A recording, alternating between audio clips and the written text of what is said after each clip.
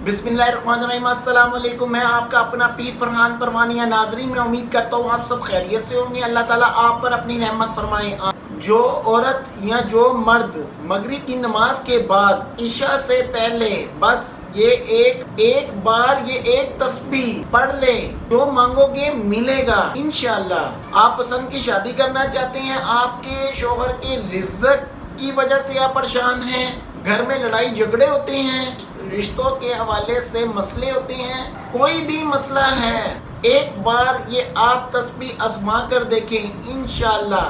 वो अमल कौन सा है? इससे पहले आप मेरे चैनल को सब्सक्राइब कीजिए, लाइक कीजिए, बेल आइकॉन बटन को प्रेस कीजिए, वीडियो प्लीज शेयर कीजिए ताकि और बहन भाइयों के प्रॉब्लम हल हो सके। पसंद की शादी के लिए, बेऔलादी के लिए, कारोबार की बंदिश के लिए, अगर आप वीज़ा लगवाना चाहते हैं, किसी भी किस्म का हिसाब करवाना चाहते हैं, किसी भी किस्म का इस्तिखारा करवाना चाहते हैं, तो नीचे व्हाट्सएप पर राब्ता करें। नीचे व्हाट्सएप पर राब्ता करके आपने इंतजार करना है, कुछ ही देर बाद आपको जवाब दिया जाएगा। अब आते हैं इस बात की तरफ कि वो तस्बीह कौन सी है।